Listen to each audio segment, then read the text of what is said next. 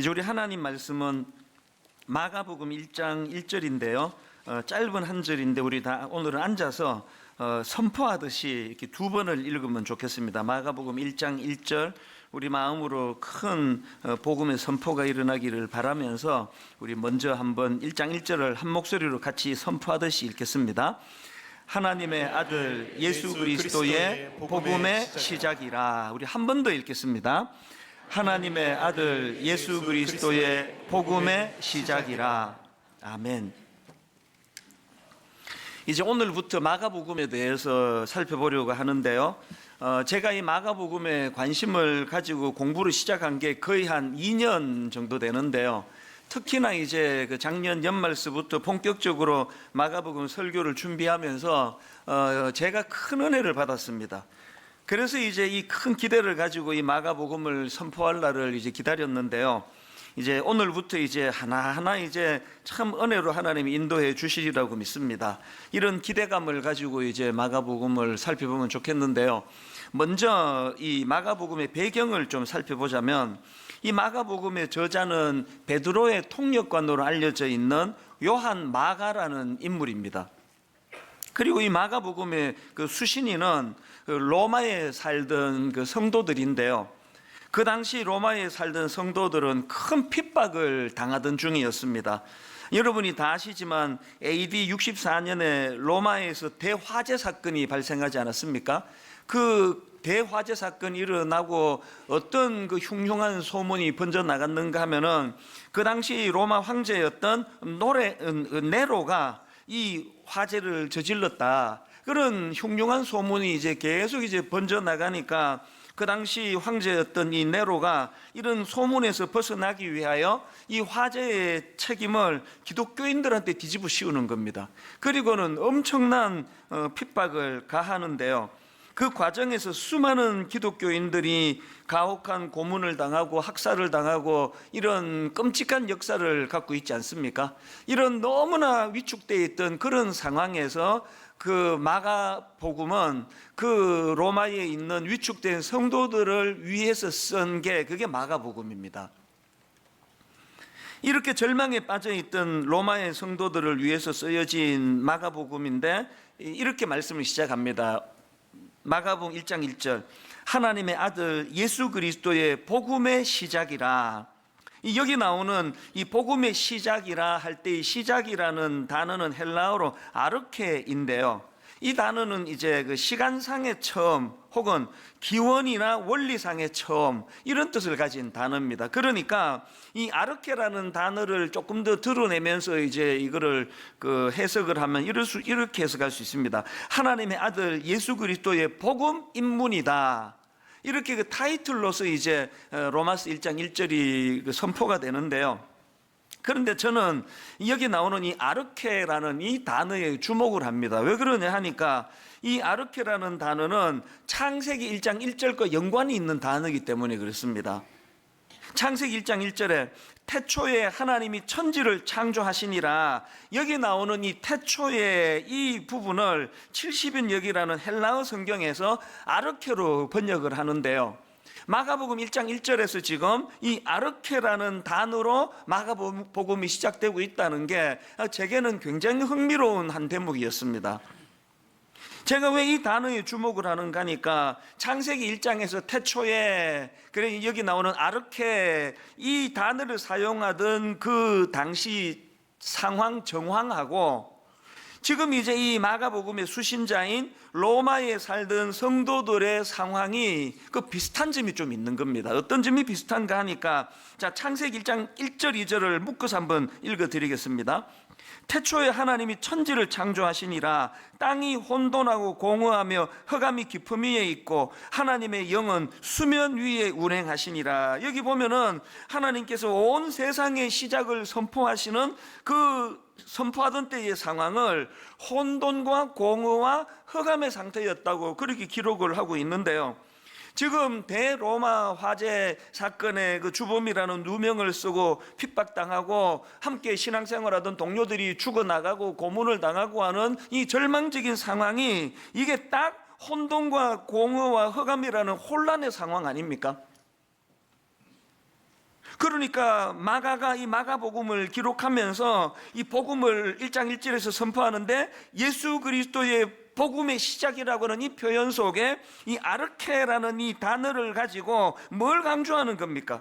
너무나 절망적인 그 상황, 수습이 되지 않는 그 상황이지만 하나님께서는 천지를 창조하실 때의 그 아르케의 복음, 다시 말해서 그 창조 이전에 혼돈과 공허와 흑암을 잠재워 주시던 그 하나님의 능력으로 당신들의 고통을, 이 혼란을 절대 방치하지 않으실 것이다.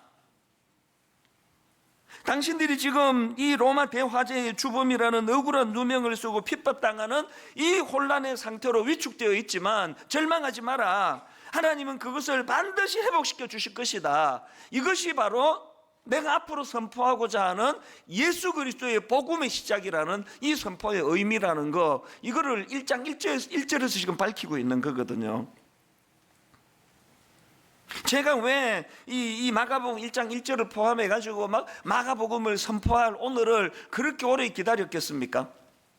왜냐하니까 지금 이 한국교회의 상태가 그 로마에 있던, 위축당하고 있던 그 성도들의 상황하고 거의 비슷한 상황이에요. 너무 많이 교회가 지금 위축당하고 있는 상황이거든요. 저는 지방이나 또 서울이나 많은 목사님들을 알고 있고 그분들과 만나고 교제를 하는데요, 저는 지금 너무 두려워요. 너무나 많은 목사님들이 지금 강단에서 위축이 되어 있습니다. 뭐 젊은 목사님이건 좀 경력이 있는, 관록이 있는 목사님이건 예외가 없습니다.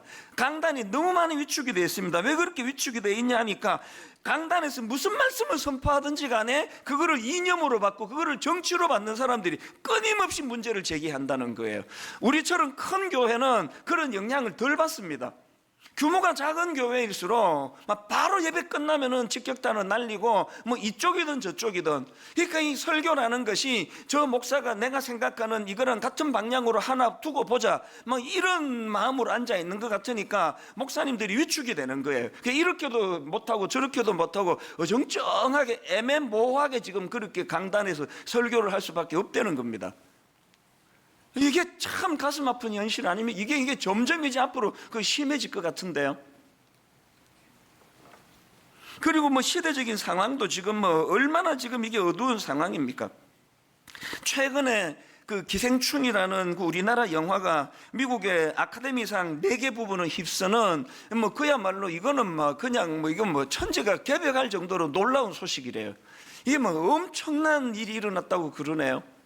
그랬더니 지금 뭐 뉴스에, 신문에 막 이 영화에 대한 분석으로 막 가득 차 있는데요. 제가 우연히 이 기사와 관련된 어느 글, 머리 기사를 봤더니 제목이 이렇게 돼 있더라고요. 기생충의 어둡고 눅눅한 반지하 세계가 우리 문제였네, 빠져들다. 되게 흥미롭더라고요. 거기에 보니까 이제 영국의 BBC 뉴스를 인용하는 그 대목이 나오는데요, 이런 내용입니다. 한국의 수도 서울엔 수천 명이 사는 반지하라는 곳이 있다. 햇빛이 거의 들지 않고 비좁은 곳이다.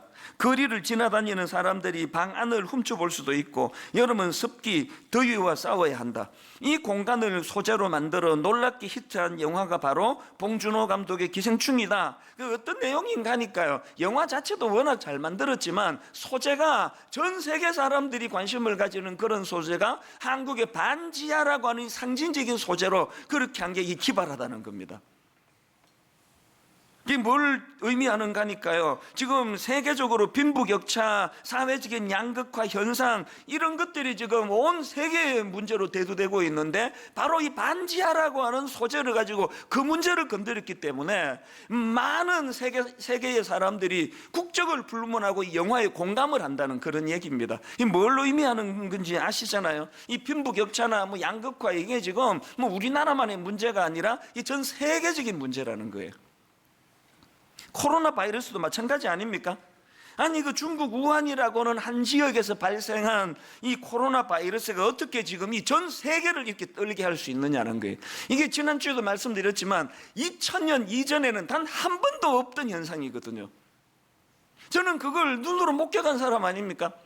2주 전에 LA 공항에서의 그 장면이 잊혀지지가 않아요. 저는 그 미국 공항을 많이 들락날락 그렸던 사람 중에 하나인데요. 단 한 번도 본 적이 없는 풍경이 벌어지는 겁니다. 수속 다 끝내고 2층에서 기다리면서 아래층을 쫙 다 보이는 데서 보니까요, 이 뭐 다 마스크를 하고, 그리고 뭐 저도 경험했지만 쿨룩쿨룩 두 번만 하니까 옆에 있는 사람이 딴 데로 옮기더라고요. 다 두려운 거예요.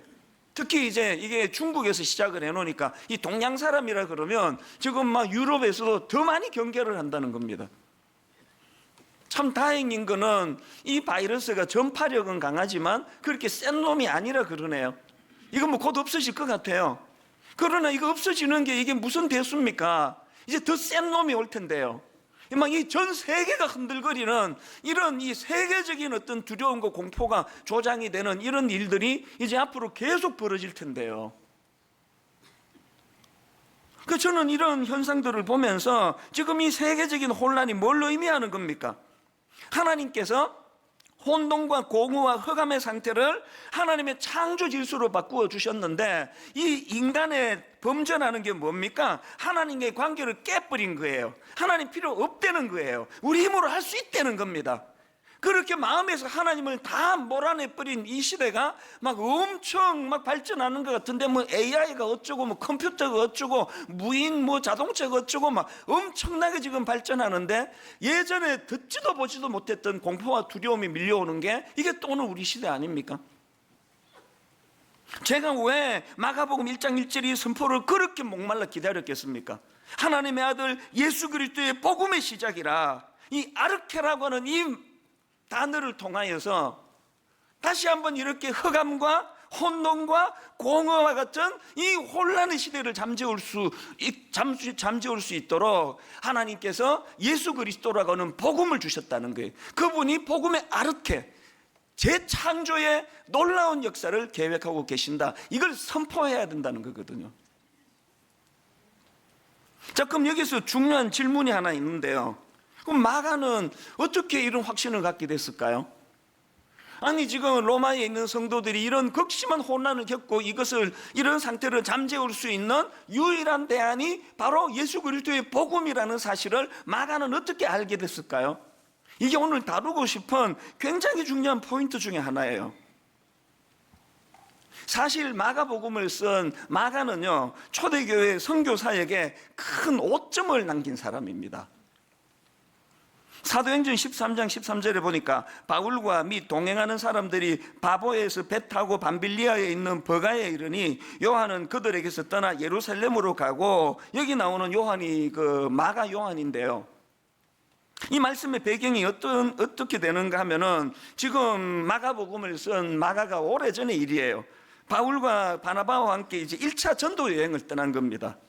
그런데 이 마가는 그 선교 여행의 어려움을 견디지 못해가지고 여행 도중에 중도 포기하고 예루살렘으로 되돌아가 버렸습니다. 이게 이런 마가의 행동이 초대교회 선교 계획에 큰 지장을 준 것이요, 이후에 바울과 바나바가 2차 선교 여행을 준비할 때 이 마가의 동행 문제로 큰 갈등을 일으킵니다. 바나바는 이 마가를 용서하고 다시 데려가자고 주장을 하고, 사도 바울은 안 된다, 절대 안 된다, 이 마가 요한은 데리고 갈 수 없다, 그래가지고 둘이 결별을 해버리잖아요. 이 선교 역사의 사역에 엄청난 지장을 초래하게 한 인물이 마가예요. 보통 목사님들이 분석을 하면서 웃기려고 그러는지 모르겠는데요, 사도 바울이 굉장히 깐깐한 사람이었다, 사도 바울이 그냥 꽁한 데가 있었다, 이렇게 이것들을 분석하는 경우들을 가끔씩 보는데 그건 옳은 얘기가 아닙니다. 이 당시로 사도 바울은요, 그렇게 그냥 누구 하나 실수한 걸 그거를 빌미로 목을 치는 그런 정도의 단계가 아니에요. 저 같은 이런 어리석은 사람도 그렇게 안 합니다. 우리 부목사 한 사람이 무슨 실수를 했다고 그때부터 다시는 아무데도 안 세우고 데리고도 안 가고 그런 일을 저도 안 하는데요. 그러니까 여기서 지금 사도 바울이 꼬장꼬장하고 깐깐하고 이렇게 분석하면 안 되고요, 우리가 뭔지는 모르지만 마가는 결정적인 치명적인 회복이 어려운 실수를 저질렀다는 걸 우리가 알 수 있는 거 아닙니까? 그러니까 이 마가 입장에서 실패한 인생이에요. 아니 그 당시로 지금 사도 바울의 위상을 생각하면은요, 그 영향력 있던 사도 바울이 낙인을 찍었는데 어떻게 회복이 됩니까? 끝난 인생이에요, 영적으로 말하면.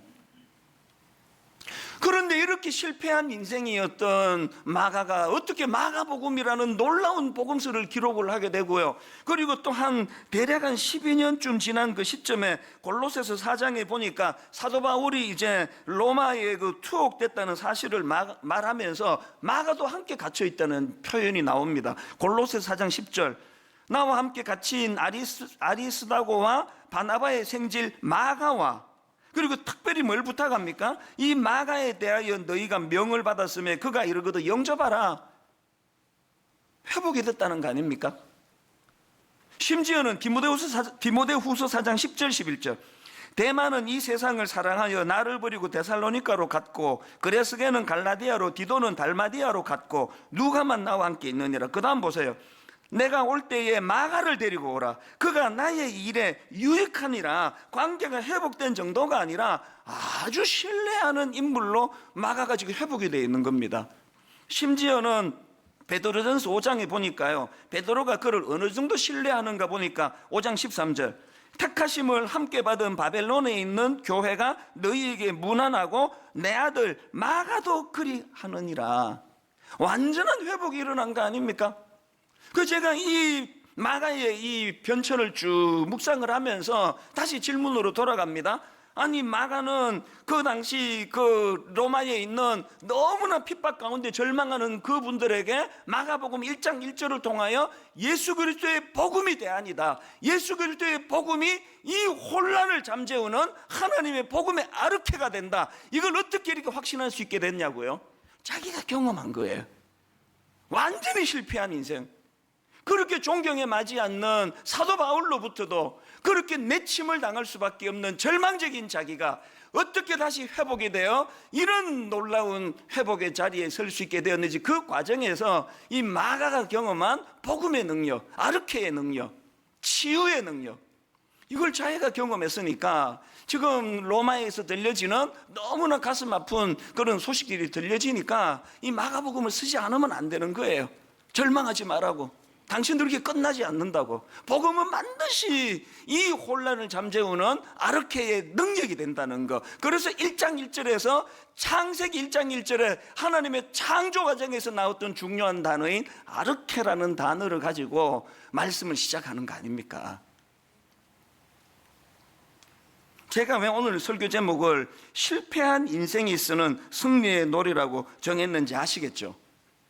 여러분 이제 저와 함께 마가복음을 이제 한 1년 이상 함께 공부할 것 같거든요.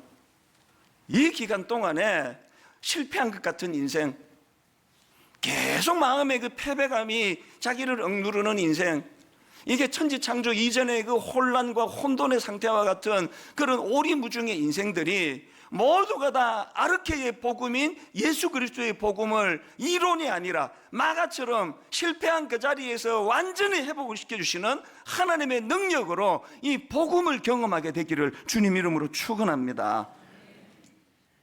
저는 이런 회복을 꿈꾸면서 이제 첫 시간인 마가복음 시리즈 첫날에요, 우리가 이 두 가지를 좀 꿈꾸자는 겁니다. 이 복음을 우리가 접하면서 첫 번째 꿈꾸는 게 뭐냐? 실패한 인생에게 복음은 아르케의 능력이라는 사실을 좀 경험하자는 겁니다. 제가 목회를 하면서 참 가슴이 아픈 게요, 성도들 중에 이 실패감으로 아파하는 분이 너무 많으세요. 그리고 그 로마에 있는 성도들처럼 상황에 눌려가지고 위축이 돼 그렇게 주눅이 들어서 하는 젊은이들이, 젊은 크리스찬들이 너무 많으세요. 여러분 이렇게 위축되고 또 스스로가 그 실패감으로 나는 실패한 인생이라고 그렇게 되뇌이며 사는 크리스찬이 너무 많다는 게 뭘 의미합니까? 예수 잘 믿는 것하고, 예수 잘 믿으면 더 이상 실패가 없다는 것하고 이게 다 맞지가 않는 이야기라는 거예요. 여러분 예수 잘 믿는 게 더 이상 실패가 없고 고난이 없는 자리로 들어간다는 그런 뜻이 아니고요, 우리가 이 고난에 대한 발상을 좀 바꾸자는 겁니다. 지금 내가 겪고 있는 이 고난이야말로 이 복음의 아르케를 경험할 수 있는 도구가 될 수 있다는 사실을 우리가 고난을 접할 때 이 생각의 발상을 좀 바꾸자는 거예요. 고난이 없으면 축복이고, 고난이 있으면 이게 무슨 피해야 되는데 그냥 재수 없이 우리가 이런 일을 겪는 거고, 이렇게 생각하는 것 자체가 너무나 비복음적이에요. 바로 어젠데요, 그 포항공대 그 포스텍이라 그러죠. 포항공대 총장님의 인터뷰 기사를 읽었더니요, 이분이 이제 그 인터뷰를 하는데 미국의 그 구글 본사를 방문했다가 그 자기가 경험한 감동을 이야기하는 대목이 나오더라고요. 구글에서는요, fail fast, 빨리 실패해라, 이게 이런 독특한 철학을 갖고 있다는 겁니다. 구글을 방문했더니 곳곳에 그 포스터 하나가 붙어 있는데요, think big, fail faster, do it now. 이게 그 F 발음이 많아가지고 발음이 되기 힘들어서 화면으로 제가 좀 띄워달라 그랬습니다. 쟤 헬라어야 뭐야 이러는 분이 계실까봐. 그 구글 본사에 이 포스터가 이게 왜 저게 여러 군데 붙어 있을까요? Think big, fail faster, do it now. 그러면서 이제 그 총장님 인터뷰 내용을 한번 들어보십시오. 실패를 인정하면 파티를 열어주고, 빨리 실패하면 상도 준다더군요. 실패를 경험의 일부로 생각하면 더 담대하게 도전할 수 있다는 게 구글의 생각입니다. 제가 어제 오전에 이 기사를 읽으면서 구글에서 그 실패를 보는 생각의 발상이 다르니까 이런 일이 가능한 거 아닙니까? 실패한 인생은 내쳐야 되는 인생이 아니에요. 영적으로도 우리가 이걸 접목하자는 겁니다. 예수 잘 믿으면 더 이상 실패 없다, 이런 이상한 소리 듣지 말고요, 우리가 경험하는 이 실패야말로 복음의 아르케를 경험하는 재료로 쓸 수 있다는 겁니다. 저는 그 어제 오전에 그 글을 읽으면서 그 옛날에 그 어른들 부르던 찬양이 하나 툭 생각이 나더라고요. 거친 세상에서 실패하거든 그 손 못자국 만져라. 무슨 뜻입니까? 거친 세상에서 우리가 겪을 수밖에 없는 그 실패가 못자국 난 손으로 상징되는 주님의 복음을 의지하는 도구로 만들어야 된다는 그 얘기 아닙니까? 제가 어느 글을 읽다가 보니까요, 그 아름답다, 이 아름답다라는 이 말의 순 우리말에 여러 가지 어원이 있다는 내용의 글을 제가 읽었는데요, 이 아름답다라는 말의 순 우리말의 여러 어원 중에 하나가, 아름답다라는 것은 이 아름다움이에요. 아름다움. 그러니까 이 아름답다는 아름다움이라는 건데요, 이게 무슨 뜻인지를 한번 그 글 내용을 한번 들어보십시오. 알아본 사람, 아름을 경험한 사람, 이 알아본 사람, 이렇게 막 병으로 아프고 내가 지금 병을 앓고 있다는 그 아름이에요. 그 알아본 사람, 아름을 경험한 사람에게서 참된 아름다움을 발견할 수 있습니다. 끙끙 앓는 것은 아픔이고, 그 아픔은 상처가 되고, 상처는 흔적을 남기게 됩니다. 그런데 그 아름의 흔적이 세월이 지나면서 점점 아름다운 추억으로 바뀌어 간다는 것입니다. 아픔밖에 없어 보이는 우리네 인생도 진주 조개처럼 아픔과 상처로만 끝나는 것이 아니라 아름다움을 낳게 될 줄 믿습니다. 여러분, 저는 이 글을 읽으면서요, 이거는 반쪽짜리 진리예요. 여러분, 이 아무나 아름이 그게 아름다움을 만드는 것으로 가는 거 아닙니다. 사실은 현실을 보면요, 이 아름이 추함으로 연결되는 거, 아름이 초라함으로 연결되는 게 훨씬 많습니다. 어떻게 모든 아름이 이게 아름다움으로 바뀔 수가 있습니까? 그래서 제가 이런 생각을 하다가 보니까, 여러분, 이 아름이 아름다움으로 성화될 수 있게 하는 그 하나님의 능력, 이 아르케가 우리 중심에 있을 때 가능한 게 아름이 아름다움이 될 수 있다는 겁니다. 그러고 보면은 제가 이 강단에서 하는 간증이 뭐 다 그런 거 아닙니까? 과거에 내가 아팠던 것, 내가 알았던 그 모든 것들이 얼마나 아름다움이 되는지, 이게 뭐 다 간증해 준 내용 아니냐고요. 지금도 아파요. 지금도 앓고 있거든요. 이 시대에 목사로 살아가는 것 자체가 아름이에요. 누가 뭐 괴롭히지 않아도 그냥 사는 게 아름이에요. 그런데 이 아름이 제가 해야 되는 놀라운 인생의 숙제가 뭡니까? 지금 내가 겪고 있는 이 아름을 추함으로, 초라함으로, 열등감으로 전락시키지 아니하고 아르케라는 복음으로 말미암아 이 아픈 가슴 아리를 아름다움으로 바꾸어낼 책임이 예수 믿는 우리에게 있는 거 아닙니까? 사실 제가 요즘 저도 이제 나이가 들어가다가 보니까요, 우리 교회에 60대 이상의 그 브라보 시니어 또 행복한 모임이 어른들에 대한 관심이 점점 많아지는 게 느껴져요. 그리고 제가 이제 이 나이가 들어가 보니까요, 참 뭐가 마음이 아프냐, 이 어른들의 아픔이 보여요. 나이 들어가시는 모든 어른들은 다 아픕니다. 젊은 시절이 화려했던 분들일수록 더 아파요. 이번에 제가 미국 멕시코 다녀오면서 아프지만 인정할 수밖에 없는 게 뭐냐, 옛날 스케줄대로 살면 내가 이거 죽겠구나, 그걸 느끼는 거예요. 몇 년 전만 해도요, LA 집회, 저녁 집회까지 하고 그리고 간단하게 밥 먹고 바로 공항으로 가가지고 밤 12시 반 비행기를 타고 그리고 새벽 5시에 인천공항에 도착하면 집으로 득달같이 와가지고 샤워하고 오전에, 화요일 오전에 순장만은 인도했던 체력이 저였습니다. 강철 체력이었거든요. 이번에 주일 집회 끝나고 월요일 날 가는 비행기를 잡았다가 자신감이 넘쳐가지고 뭐하러 집회 끝났는데 내가 하루를 거기서 머물러, 그래가지고 주일 밤 비행기를 12시, 11시 얼마 비행기를 제가 잡았다가 지금까지 아파요. 지금까지 공항에서부터 아프더니 지금 2주가 지난 지금까지 아파요. 그래서 내가 이번에 뼈저리게 느낀 하나님의 창조 질서가 있는데요, 내가 옛날 같지 않다는 거예요. 옛날 같은 그 젊음의 싱싱함이 이제 없어져 가고 있다는 거예요. 그게 좀 서글퍼져요. 그러면서 우리 어른들의 슬픔이 느껴지는 거예요.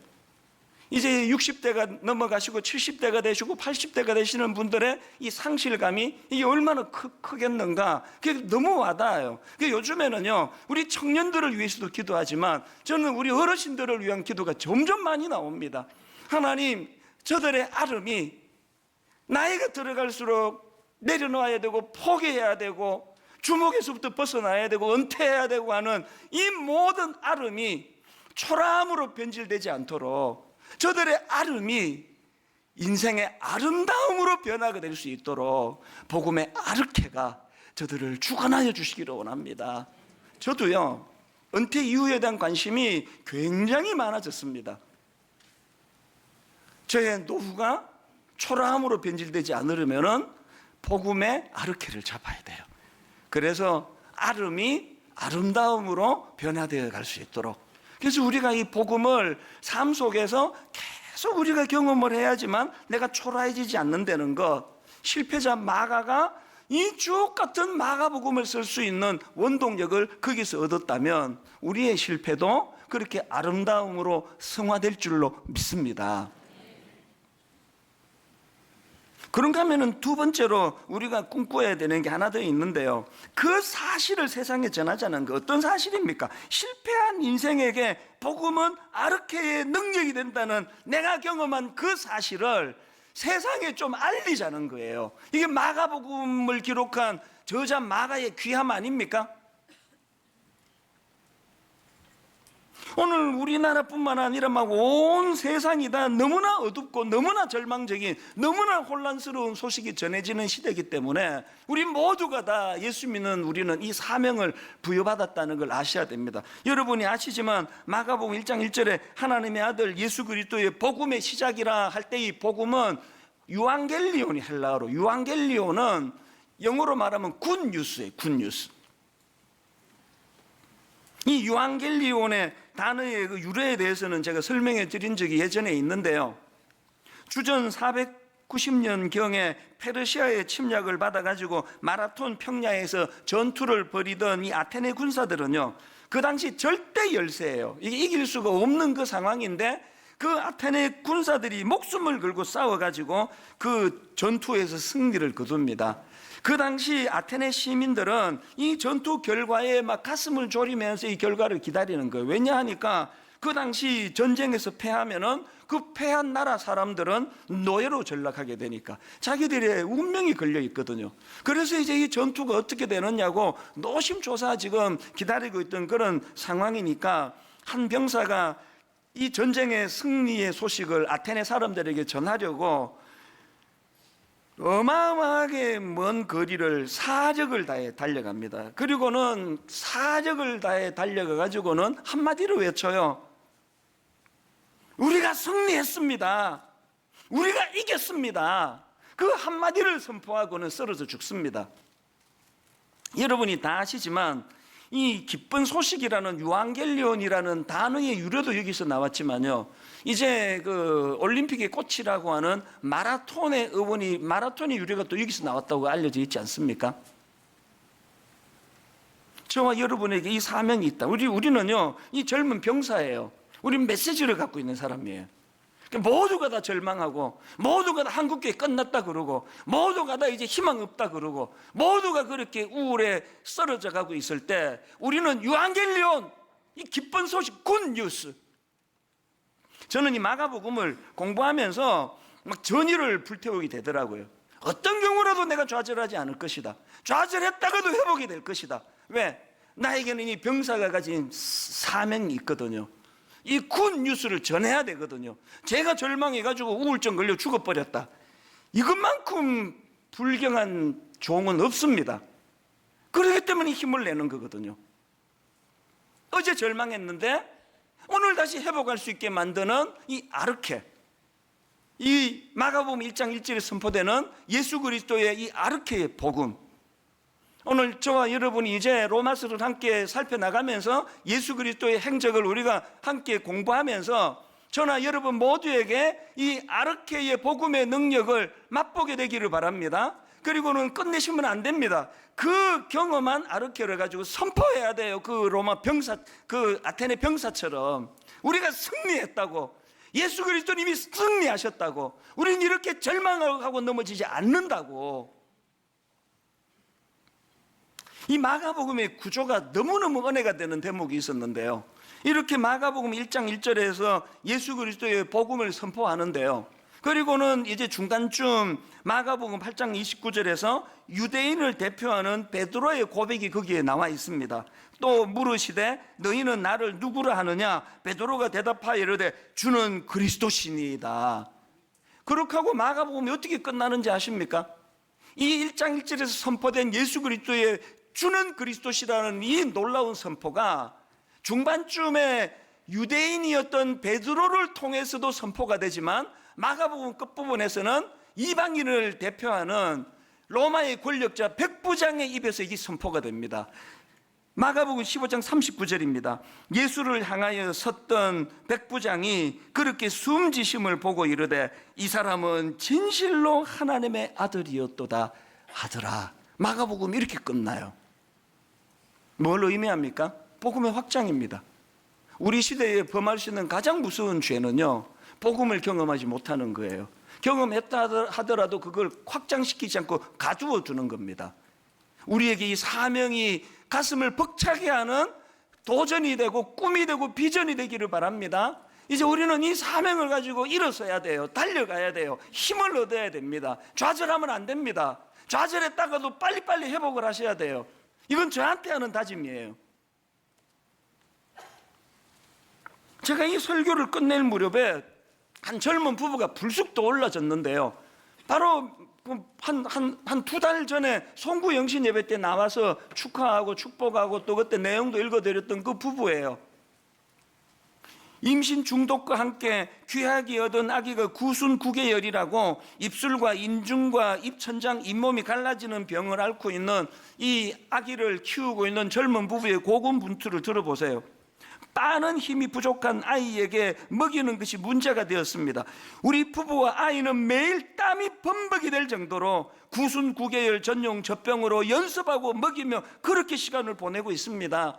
그 간증 과정에서 끊임없이 찾아오는 낙심, 끊임없이 찾아오는 마음의 좌절, 그 우울한 것들과 싸우는 과정에서 너무너무 지치고 너무너무 힘들지만 이런 내용이 있더라고요. 아기와 씨름하는 그 어려운 중에서도 특세 기간에 애통하는 자에게 복이 있나니 그들이 위로를 받을 것이며 말씀을 통해 주시는 위로하심에 우리는 다시 한번 힘을 내었습니다. 모든 사방이 막히고 아무것도 보이지 않고 더 이상 우리가 할 수 있는 것이 아무것도 없을 때, 눈물만 흘리고 있는 그때에 오직 하나님만 보게 하셨다는 것을 알게 되었습니다. 여러분, 우리 모두가 다 이 젊은 자매를 응원해야 되는 거 아닙니까? 후원해야 되는 거 아닙니까? 낙심하지 말라고? 그 아이 그렇게 무너질 존재가 아니라고? 하나님이 그 아이를 반드시 회복시켜 주실 것이라고 우리가 응원해야 돼요. 밀어줘야 돼요. 기도해 줘야 돼요. 이 젊은 부부뿐입니까? 오늘도 이 삶의 현장에서 고군분투하는 수많은 분들이 이 자리에 주일마다 함께 모이는 거 아닙니까? 복음으로 그를 응원하고 말씀으로 그를 치유하고 하나님의 아르케의 복음의 능력이 오늘도 살아 역사하신다는 사실을 선포하고 이것들이 마음속에 전달이 되고 매주일마다 다시 힘을 얻고 다시 뚜벅뚜벅 달려나가고, 이제 마가복음을 공부하는 내내 이 놀라운 역사가 끊이지 않고 일어나게 되기를 주님 이름으로 축원합니다. 복음은 어려움 중에 있는 성도들에게 아르케의 능력이라는 걸 이론 말고 실제적으로 내 삶 속에서 경험을 하는 이 저자 마가와 같은, 저는 오늘 여러분 오랜만에 이 찬양을 함께 선포하기를 원하는데요, 이 땅 위에 하나님의 교회 부르심을 따라 일어나 거칠은 광야 외치는 소리로 거듭거듭 피어나라. 우리 힘으로 할 수 없기에 그 다음 가사가 이렇습니다. 성령이여 이 세대를 향해 주의 진리를 선포케 하소서. 십자가에서 죽으신 그 사랑 우리 사랑 되게 하소서. 오늘 여러분 마가복음의 문을 여는 첫 시간에 전의를 불태우며 하나님 마가복음이 이 강단에서 선포되는 그 긴 시간 동안에 완전한 회복이 우리 심령 안에 일어나기를 원합니다. 완전한 회복이 우리 가정 안에 일어나게 되기를 바랍니다. 아니요, 일어날 줄로 믿습니다.